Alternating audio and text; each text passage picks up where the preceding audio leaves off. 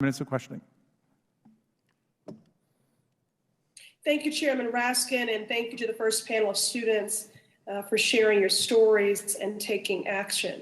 Across the country, scholars are calling out, rightfully so, how banning books on race and LGBTQ issues from our schools are impeding their education and their own personal development and growth.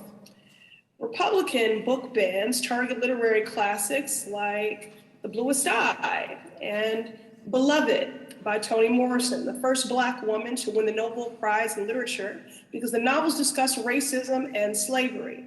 But their focus is not only on works of fiction. In multiple states, Republicans have sought to prohibit students from reading nonfiction and historical recounts because the subject matter tells the truth about racial injustice in America. Ms. Bridges, you know this all too well. Your book, This Is Your Time, is on the list of books that Texas Republicans want removed from public schools. And the so-called Moms for Liberty group has launched a campaign in more than 30 states to have one of your children's books, Ruby Bridges Goes to School, banned because it makes students feel uncomfortable. Ms. Bridges, what do you say to the parents who do not want their children to hear your story or seek to exclude the truth of racism that you and your family experienced firsthand? Well, as I said earlier, I believe that history is sacred and that none of us have the right to change or alter history in any way. I've been taught that we need to know our history to know where we're going. Thinking about everything that I've heard this morning, it seems to me that we have so many of these books of choice that the reason why is that our young people cannot find their stories and contributions, sacrifices to this country in the books that we do not have a choice in, and that is in our textbooks. So it would seem to me that these books of choice is even more crucial that we have them so that our young people in schools have a place to go to find their stories and their contributions to this country. I mean, at some point in time, we may be calling on these young people to serve and defend this country. And as my father felt back during the Korean War, I would think that this country would want to lift them up, let those citizens know that we are indeed proud of them because we celebrate their stories, their contributions. So I think that these books are proven to be even more crucial and shouldn't be banned.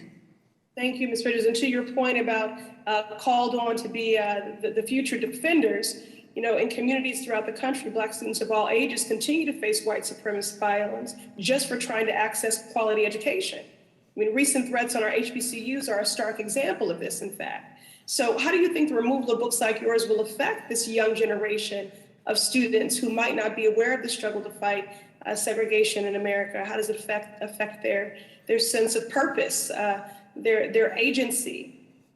Well, I have to, refer back to the thousands and thousands of kids who write me letters and saying how my story has actually helped them to stand up, to be brave. So I would have to refer to that. Yes, as mentioned earlier, the truth is hard to look at, but I do honestly believe that in the long run, the truth will set us free.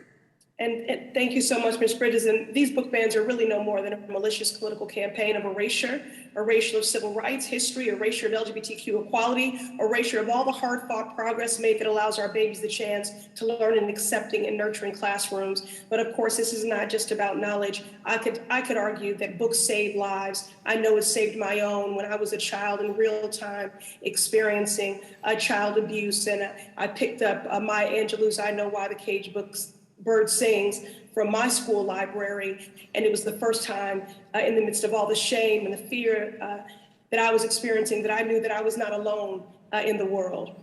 So yes, books expand minds and empower our young people in the place that they take in this world. But I think they save lives. Absolutely. Ms. Pressley, thank you for your wonderful questioning. And we've come to the end of our